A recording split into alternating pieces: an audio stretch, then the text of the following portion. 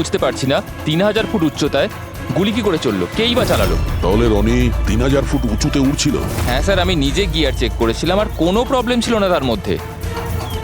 আর ওর আশেপাশে কাউকে উঠতে দেখেছো আশেপাশে? না স্যার, কেউই ছিল না।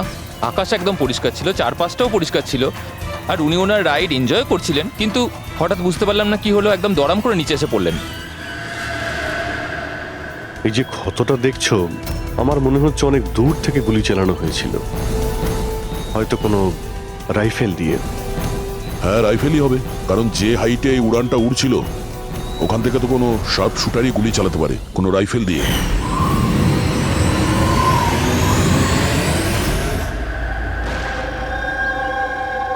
এখানে আশেপাশে কাউকে বন্দুক বা রাইফেল নিয়ে দেখেছিলে কাউকে? এখানে বন্দুক আনা অ্যালাউ নয় স্যার।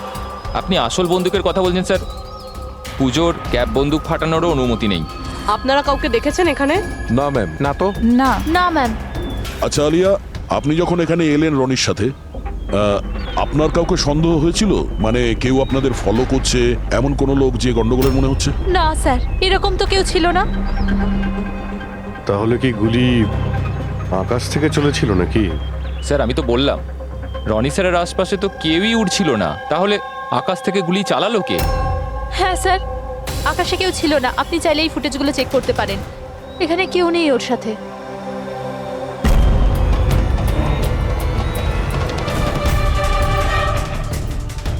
এই ফুটেজে তো রনির আশেপাশে তো দূরে দূরেও কাউকে দেখা যাচ্ছে না। স্যার, নিচে থেকে ওপরে তো কেউ গুলি চালায়নি। ইনি বলছেন যে যখন ও ওপরে উঠছিল কেউ ওর আশেপাশে ছিল না, ওপর থেকেও কেউ গুলি করতে পারবে না। আমার মাথায় এটা ঢুকছে না, কে কোথা থেকে গুলি চালালো আর কিভাবে, বুঝতে পারছি না স্যার। অদ্ভুত ব্যাপার তো, ওর কোনো শত্রু নেই, তাহলে ওকে খুন করার জন্য এরকম প্ল্যানিং কে করতে পারে? কেসটা খুব জটিল মনে হচ্ছে। কোনো বাঁকা লোককেই এখানে পাঠিয়ে দিই, বাঁকা প্রমাণ, হয়তো সে কিছু পেতে পারে।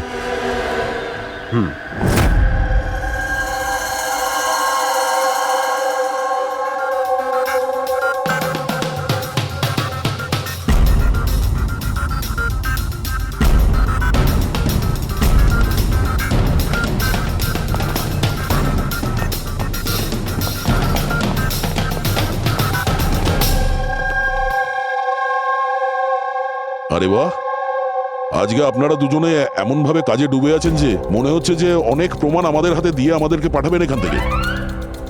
অনেকগুলো প্রমাণ? হ্যাঁ। আর যদি একটাও না পাওয়া যেত?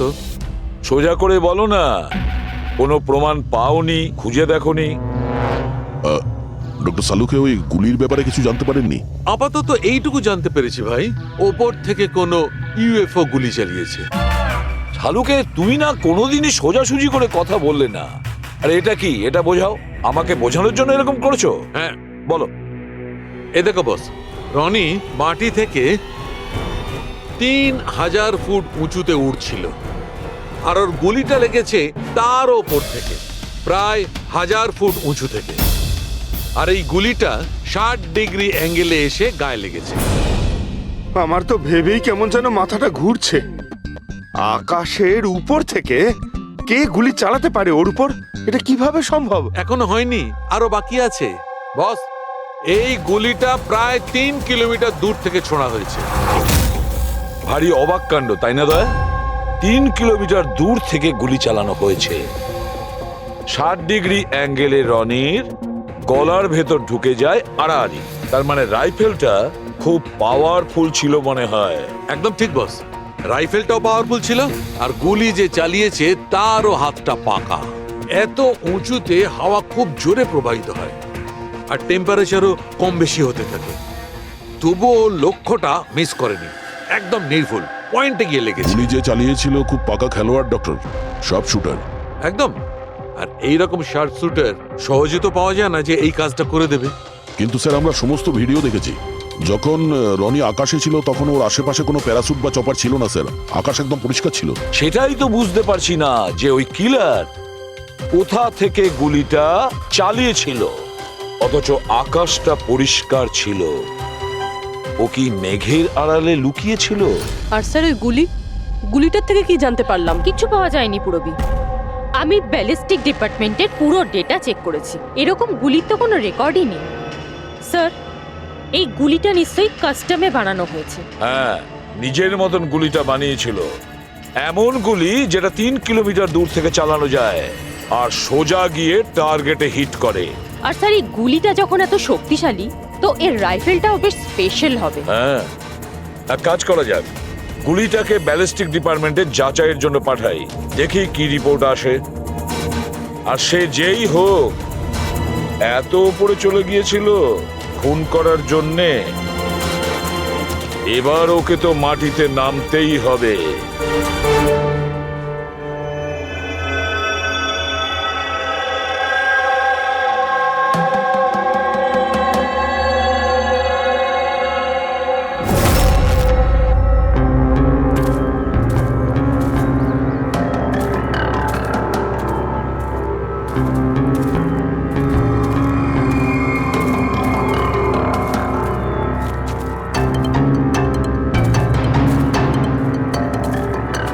ব্রাদার, উই ক্যান ডু ইট। আরে ইয়ার গুরু, আর চলতে পারবো না, খুব হাঁপিয়ে গেছি আমি। ব্যাস নবীন, আর বেশি দূর নয়, 3000 ফিট চড়ে ফেলেছি, পাশেই আছে। We can do it, come on.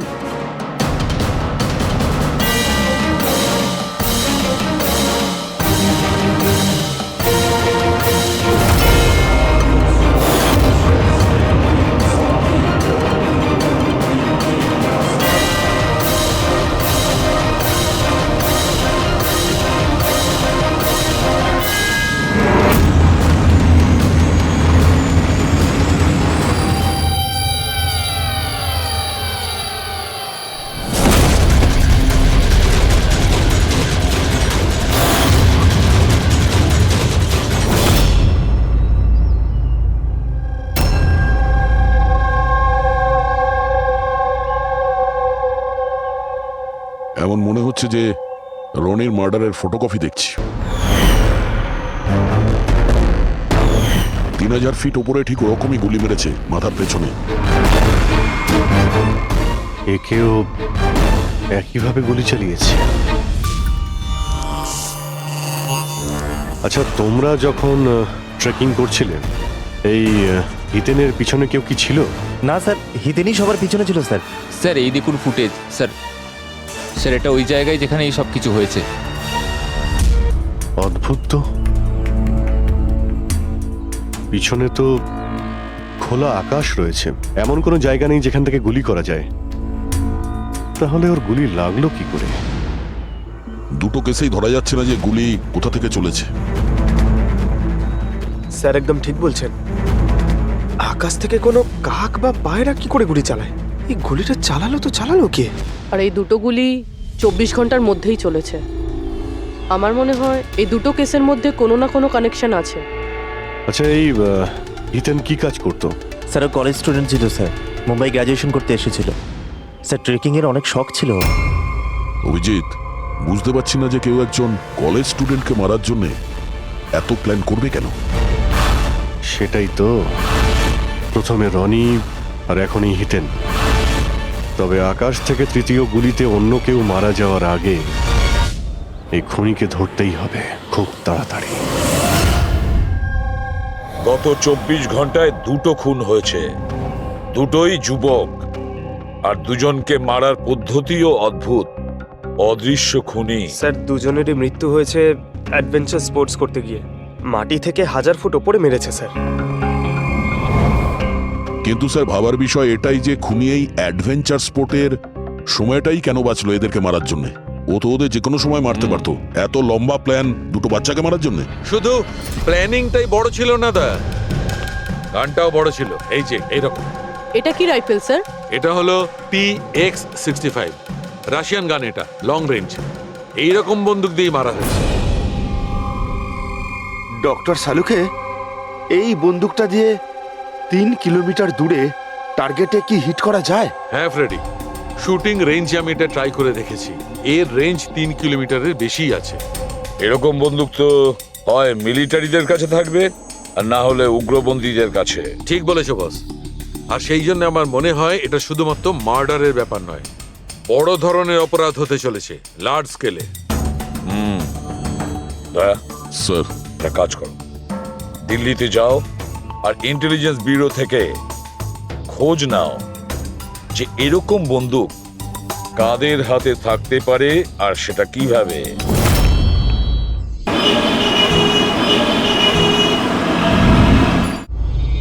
এই সমস্ত খুন এই রাইফেল দিয়েই হয়েছে। আর আপনারা তো জানেনই, এরকম হাই প্রোফাইল রাইফেল তো সবার কাছে থাকে না। আপনি একদম ঠিক বলছেন স্যার। আর যেটা আমাদের দেখা দরকার সেটা হলো এই রাইফেলটা যদি কেউ কিনতেও চায় তাহলে কিনতে পারবে না। এটা একটা কিংবা দুটো পিসে বিক্রি হয় না, বড় অ্যালটমেন্ট হয় এগুলোর। তাহলে কয়েক বছর আগে যে আতঙ্কবাদী হামলা হয়েছিল তার মধ্যে এই ধরনের রাইফেল ইউজ হয়েছিল? হ্যাঁ স্যার।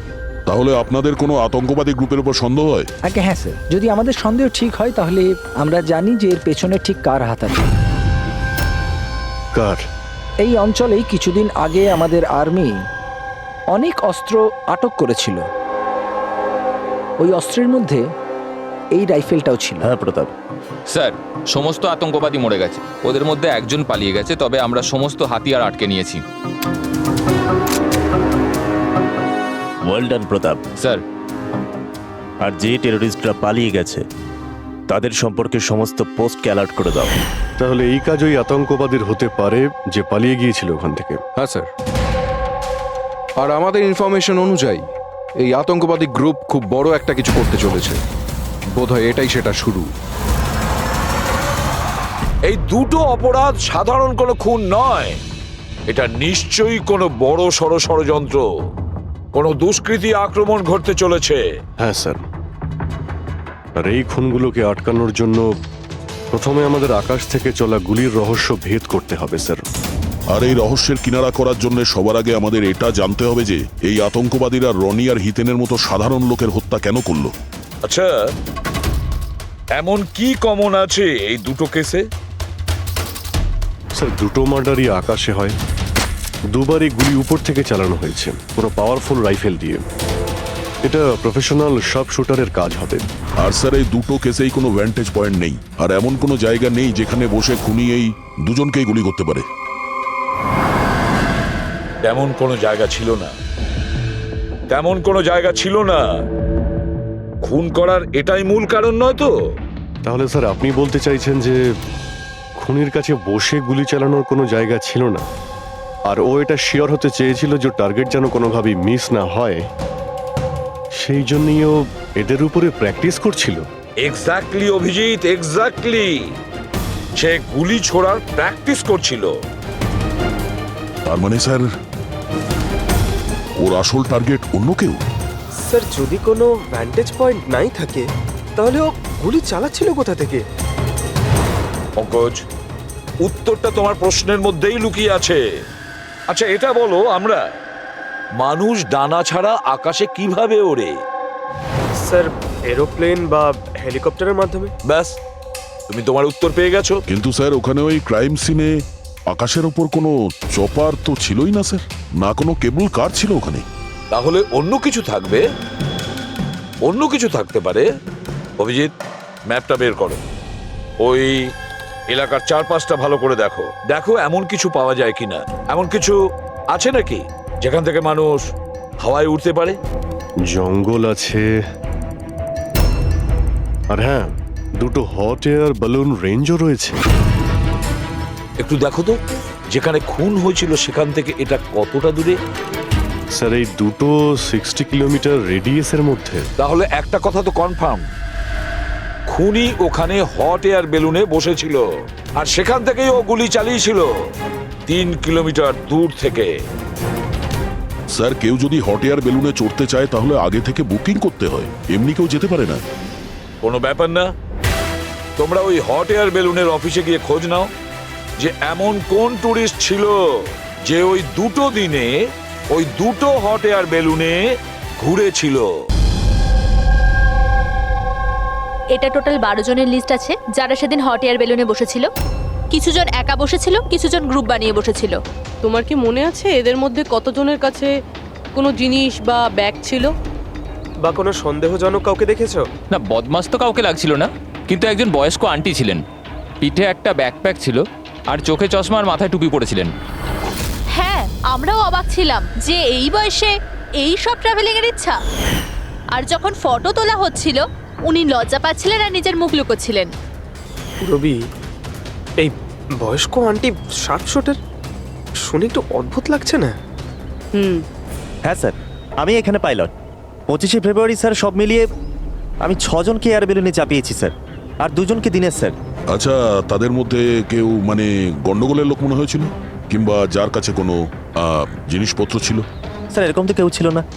হ্যাঁ, একজন বয়স্ক মানুষ ছিল, জানি না কারো বারবার চিৎকার করছিল। হয়তো ওর মুড খারাপ ছিল বা খিটখিটে ধরনের ছিল। ওনার হাতে কোনো কিছু ছিল? জিনিস তো ছিল না। হ্যাঁ, একটা লাঠি নিয়ে হাঁটছিল। লাঠি নিয়ে হাঁটছিল? এই, তোমাদের সাহস কি করে হলো আমার ছবি নেওয়ার, আমাকে জিজ্ঞেস না করে? কিছু ভদ্রতা আছে না নেই? ওরাও ওগুলো ওরাও। আচ্ছা, ফটো তোলার জন্য রেগে গেছিল? কি অদ্ভুত ব্যাপার, তাই না স্যার? লোক হট এয়ার বেলুনে তো প্রতিদিন বসে না, তাই না? তারা নিজেরাই ফটো তুলতে চায়, যাতে এই স্মৃতিকে তারা সারা জীবন রাখতে পারে। আর কোনো বিশেষ কথা মনে আছে ওর ব্যাপারে? স্যার জানি না বলাটা ঠিক হবে কিনা। না না, বলো, যেটা মনে আছে খুলে বলো। ওনাকে হাঁটতে দেখে মনে হচ্ছিল না যে ওনার লাঠির প্রয়োজন আছে, কিন্তু তাও উনি লাঠি নিয়েই চলছিলেন। আচ্ছা,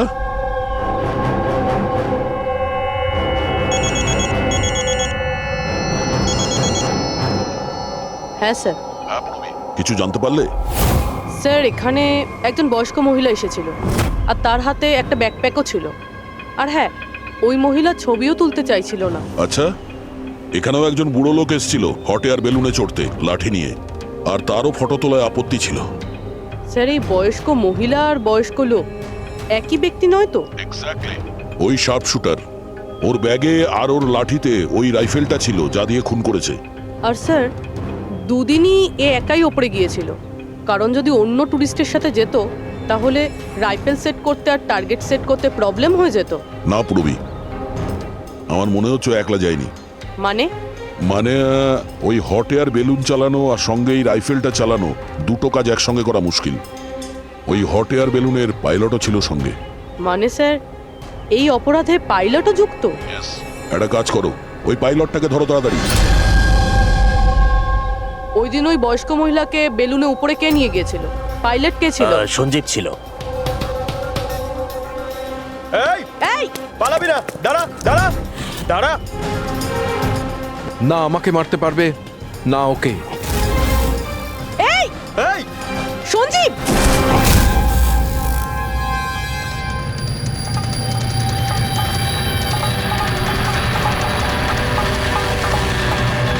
আরে, তো প্রাণ দেওয়ার জন্য একদম তৈরি ছিল। এটা কোনো ছোটখাটো মার্ডার নয় পঙ্কজ, অনেক বড় মিশন। যদি তাড়াতাড়ি আটকানো না যায় তাহলে বড় সড় বিপদ হবে। আচ্ছা গীতা, 24শে ফেব্রুয়ারি যে লোকটা গ্রুপে যেতে চাইছিল না, একলা যেতে চাইছিল, ওর পাইলট কে ছিল? কে নিয়ে গেছিল? সোলো ট্রাভেলারকে তো দিনেশ নিয়ে গিয়েছিল। অদ্ভুত ব্যাপার দিনেশ, এতক্ষণ ধরে চুপ করে আছো, কিছু বলছো না কেন? তোমরা আমাকে ধরতেই পারবে না।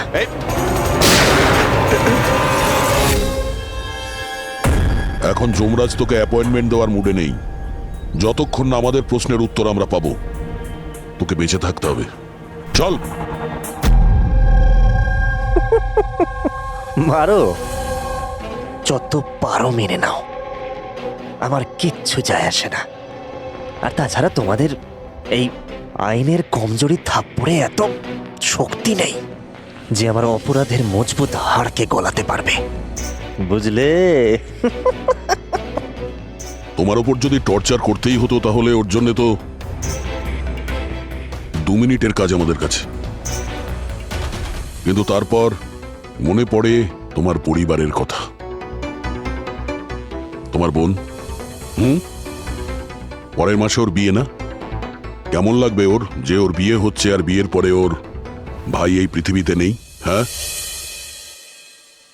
আর তোমার মা প্রত্যেক মাসে খরচার জন্য টাকা পয়সা পাঠাও না? তোমার মৃত্যুর পর কে খেয়াল রাখবে তার? কিছু ভেবেছো এ ব্যাপারে? হ্যাঁ, না। চলো, এখনো সুযোগ আছে। রাজসাক্ষী হয়ে যাও। কথা দিচ্ছি তুমি জেলে যাওয়ার পরে তোমার মায়ের খেয়াল আমরা রাখবো। সত্যি? মানে পুরো খেয়াল রাখবে? পুরো খেয়াল? হ্যাঁ, তোমার মায়ের পুরো খেয়াল রাখা হবে। তুমি শুধু এটা বলো কার জন্য কাজ করো, তোমার বসের নাম কি? বলে দেবো? সত্যি বলে দেবো? হ্যাঁ বলো। আমি যার জন্য কাজ করি না, যে আমার বস স্যার, তার নাম হলো এসিপি প্রদ্যুম্ন।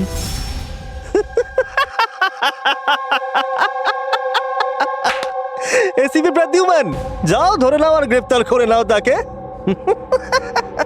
বলেছিলাম না আমি কিচ্ছু বলবো না, যা করার আছে করে নাও। সিআইডি কোথাকার। সিআইডি।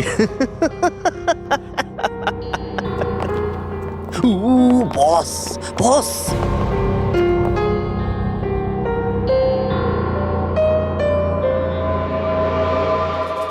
কোনো ব্যাপার না, কিচ্ছু বলতে হবে না। এখন না তোমাকে কিছু জিজ্ঞাসা করব, কিছু বলার জন্য তোমাকে আমরা জোর জবরদস্তিও করব না, কিচ্ছু করব না। শুধু একটাই কাজ করব, আমরা তোমাকে ঘুমোতে দেব না। শুতে দেবেন না? এমনিতেও আমি জেগে থাকলেও আমি আপনাদের কিছুই বলবো না। কোনো প্রয়োজন নেই, কিচ্ছু বলো না, কিন্তু আমরা শুতে দেব না তোমাকে। ওকে ভাই দয়া, আমি এটা শুনেছিলাম যে মানুষ কোনো কিছু না খেয়ে অনেক দিন সার্ভাইভ করতে পারে, কিন্তু না ঘুমিয়ে কত কষ্ট হবে এই বেচারার। তোর বাঁচাটা খুবই মুশকিল, আমি এসব দেখতে পারবো না।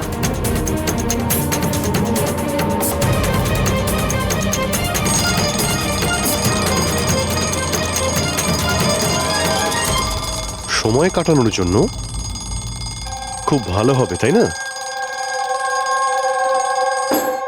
তোর জীবনের শেষ মুহূর্তগুলো তুই এই কাঁটার সঙ্গে গুনতে থাকবি, ঠিক আছে?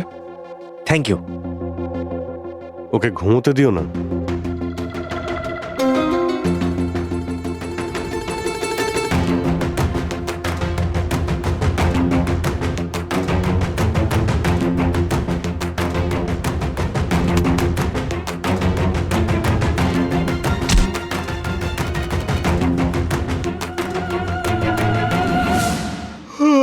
ফ্রেডি স্যার, আরে কোথায় আছেন আপনি?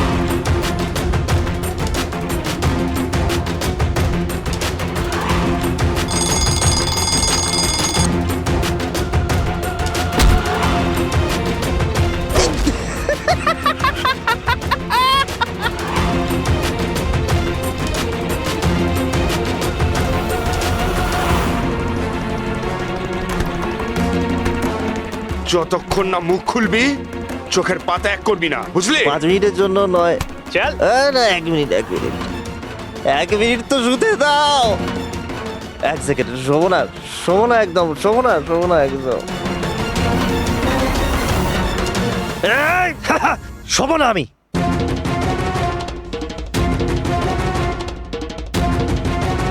এবারও ভেঙে পড়বে।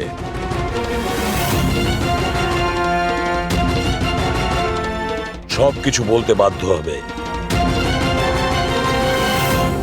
বললু, বললু তুই শুবি না, ওঠ।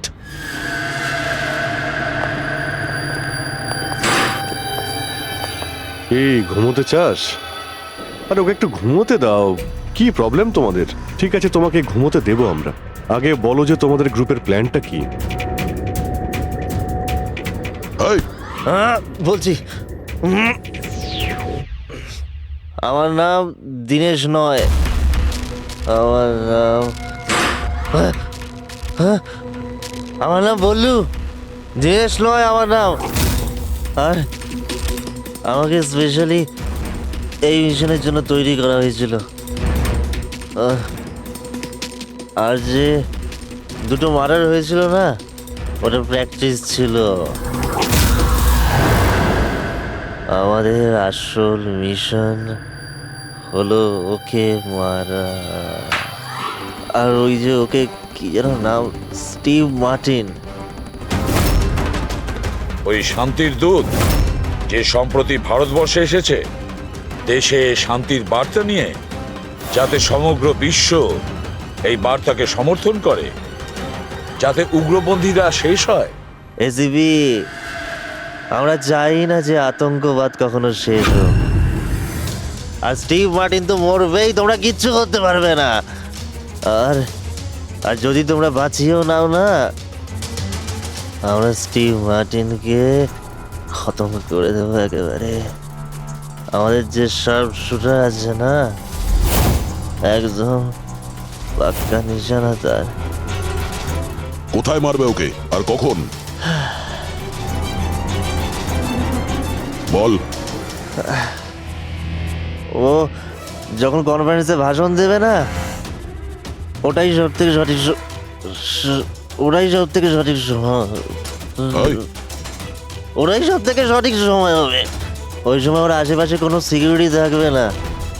আর যে কনফারেন্সটা আছে না, ওটা বিল্ডিংয়ের ছাদেতে হবে। তো ওই হট এয়ার বেলুনেতে আমাদের শার্প শুটার যাবে আর ওখানেই গুলি মারবে। কনফারেন্স ঘন্টাখানেকের মধ্যে শুরু হবে, এখন তাড়াতাড়ি ওখানে আমাদের পৌঁছতে হবে। আরে তোমরা যতই চেষ্টা করে নাও, বাঁচাতে পারবে না ওকে। আর হ্যাঁ, তোমরা যদি বাঁচিয়েও নাও না, তাহলে আমরা আবার প্ল্যান করব, দ্বিতীয়বার মারবো। কে মারবে? কিরকম দেখতে ও? আরে আমি ওর মুখ দেখিনি এখনো পর্যন্ত। যখনই আসে ছদ্মবেশে আসে। তোমরা কি একে হসপিটালে নিয়ে যাও তাড়াতাড়ি। স্যার, আমরা কি হট এয়ার বেলুনটা আটকাতে পারি না যতক্ষণ এই কনফারেন্স শেষ হচ্ছে? না ফেডরিক, এই সব কিছু বন্ধ করা যাবে না। আজকে আটকালে কালকে অন্যরকম প্ল্যান করবে। আজকের প্ল্যান আমরা জানি, আজই ওদেরকে ধরবো।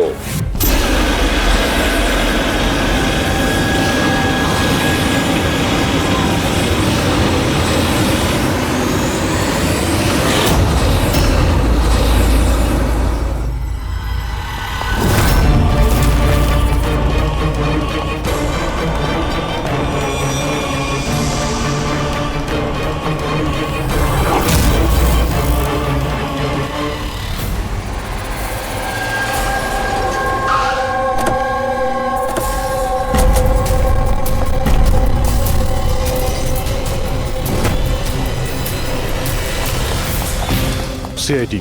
মিস্টার স্টিভ মার্টিন কোথায়? ওপরে কনফারেন্স রুমে। ওর কাছে নিয়ে চলুন। আসুন। তাড়াতাড়ি তাড়াতাড়ি।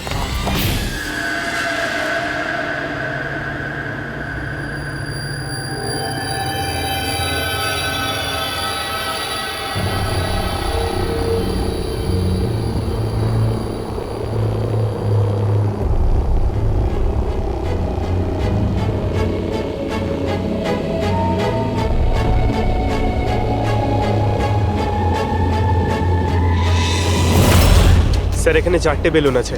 দুটো ওপরে আছে আর দুটো রেডি হচ্ছে। আমার সামনে যে বেলুনটা আছে স্যার, ওতে একটা কাপল আছে আর ওই ছেলেটার কাছে ব্যাকপ্যাক আছে। নজর রাখো ওদের উপরে। কারা কারা আসছে, কারা কারা যাচ্ছে, সবাইকে ফলো রেখো, ওকে?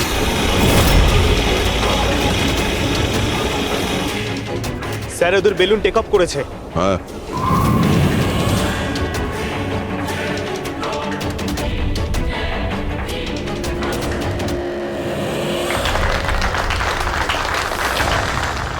এই দুনিয়াতে টেরোরিজম কেন আছে, এই প্রশ্নটা আমাদের জানা দরকার। আর এই টেরোরিজম তখনই বন্ধ হবে যখন সব দেশ একসাথে ভাই ভাই হয়ে থাকবে। টেরোরিজমকে আমাদেরকে গোড়া থেকে উপরে ফেলতে হবে।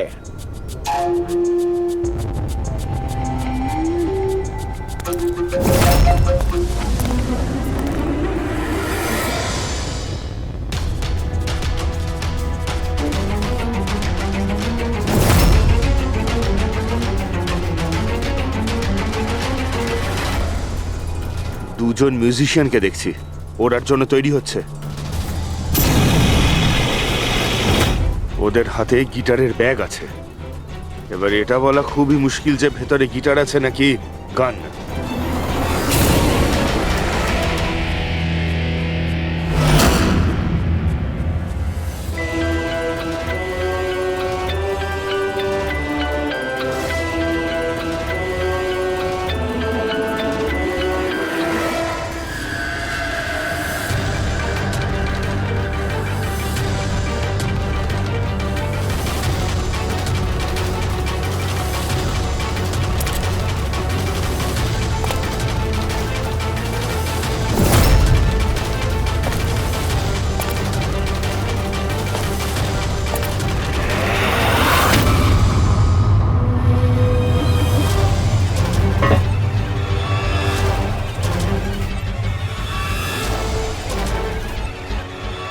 স্যার আরও একটা লোক এসছে, ওর কাছে একটা ব্যাকপ্যাক আর একটা ক্রাচ রয়েছে।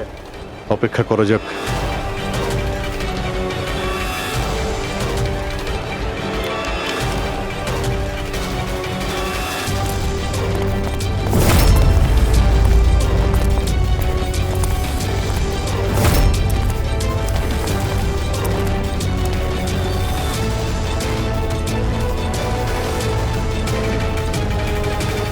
স্যার ক্যামেরা ক্রু এসেছে, ওদের কাছে আবার দুটো ব্যাগ। Camera crew?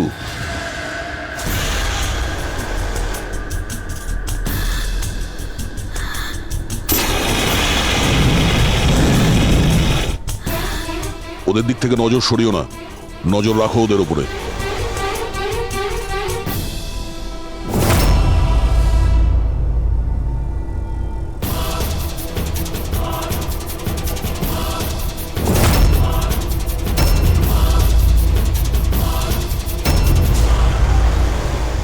স্যার এখানে তো অনেক বেলুন উঠছে। সুইসাইড বম্বিং কি এটা? কেউ নিজের খুশিতে নিজের প্রাণ কি করে দিতে পারে? জীবন precious. Oh no, We need to respect এতগুলো বলুন, আর সব এর মধ্যে দেশে আমরা যেটা খুঁজছি সেটা কোনটা? মনে হচ্ছে ছদ্মবেশে এসছে, মুখ দেখে গন্ডগোলের মনে হচ্ছে।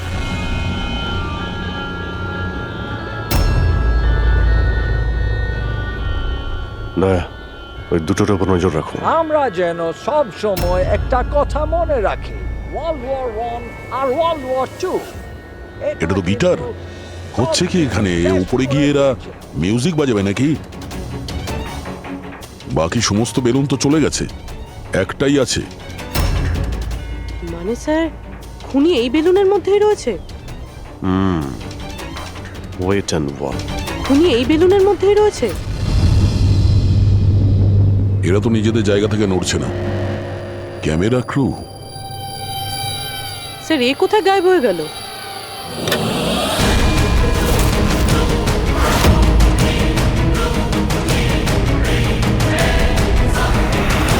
স্যার এর কাছে তো রাইফেল রয়েছে, যেমনটা সালুমকে স্যার বলেছিল।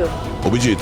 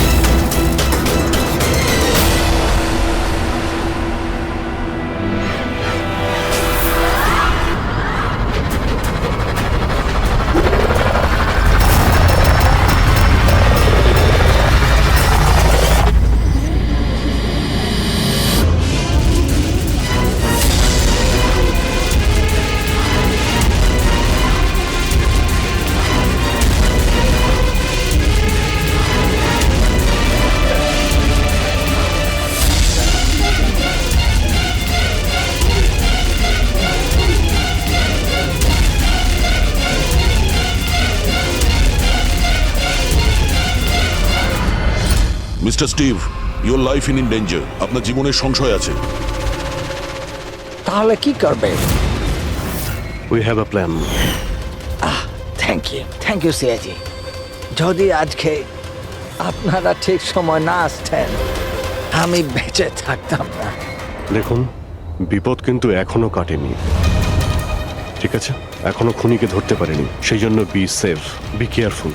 ওকে ফ্রেডি, পঙ্কজ, ওই বেলুনে নজর রাখো, চোখের বাইরে যেন না যায়। হ্যাঁ স্যার, আমরা বেলুনটাকে ট্র্যাক করছি।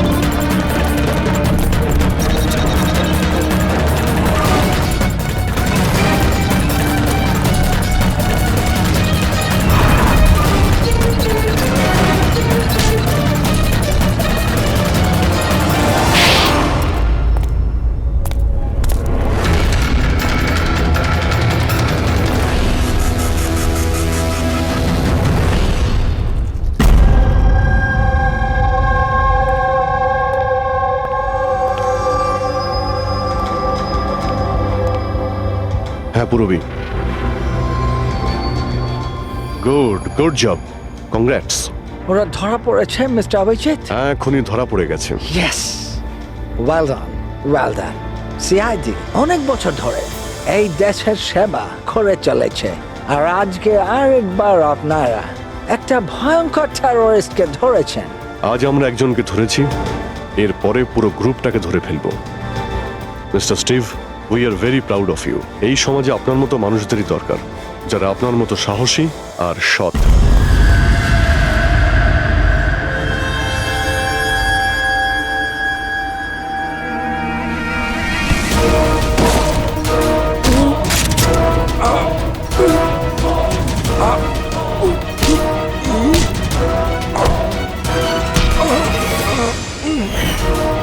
তাহলে তুমি ছদ্মবেশে রনি আর হিতেনকে মেরেছো? তোমার মতো একজন সব সুপার জেলের ভাত খেয়েও ফাঁসির অর্ডার আসার আগে পর্যন্ত। তোমার কি মনে হচ্ছে তোমরা আমাকে ধরে নিয়েছো তো স্টিভ প্রাণে বেঁচে যাবে? কখনো নয়। আমাদের ক্ষমতা এত বেশি যে তোমাদের আইন এটা খুঁজতে খুঁজতে হাঁপিয়ে যাবে, কিন্তু আমরা শেষ হব না। শেষ হবে তোমাদের এই দেশ। শোন ছাড় পোকা, আমাদের দেশের উপর অনেকে খারাপ নজর দিয়েছে, আবার চলেও গেছে। জানিস আমাদের দেশ কত বছর স্বাধীন হয়েছে? ৭৪ বছর। আর এই ৭৪ বছরে আমাদের দেশের জওয়ানরা জানি না কত আতঙ্কবাদীকে মেরেছে। আজ তোর পালা, কাল তোর সঙ্গীদের পালা। আমাদের দেশ থাকবে, খুব ভালোভাবেই থাকবে। আর এই দেশ থেকে যদি কোনো জিনিস চলে যায় সেটা হলো আতঙ্কবাদ, বুঝেছিস? আতঙ্কবাদ।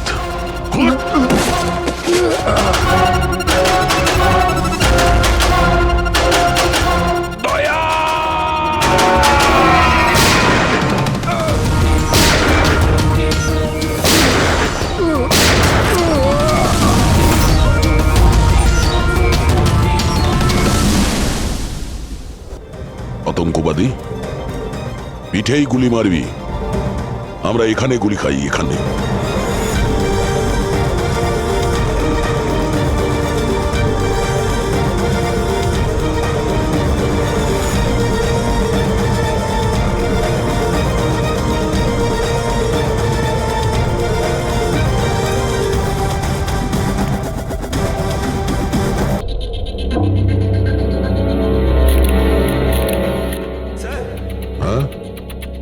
এর নাম অঙ্কিত, অনামিকার প্রতিবেশী। হ্যালো স্যার, কি হয়েছে বলুন? অনামিকা ঠিক আছে তো? না, অনামিকার খুন হয়ে গেছে আর আমরা সেই জন্যই এর তদন্ত করছি। আপনি ওর ব্যাপারে কিছু বলতে পারেন যার সাহায্যে আমরা খুনি পর্যন্ত পৌঁছতে পারি? না স্যার, আমি ওর ব্যাপারে বেশি কিছু তো জানি না। হ্যাঁ, তবে এটুকু জানি যে ও অ্যাসিস্ট্যান্ট ডাইরেক্টর ছিল আর এখন একটা ইন্টারন্যাশনাল শর্ট ফিল্মে কাজ করছিল। ইন্টারন্যাশনাল শর্ট ফিল্মে? আচ্ছা, ওর কোনো বন্ধু কিংবা আত্মীয় যে এখানে ওর সঙ্গে থাকতো? ও তো এনআরআই ছিল স্যার, এই কিছু মাস আগেই এখানে থাকতে এসেছিল।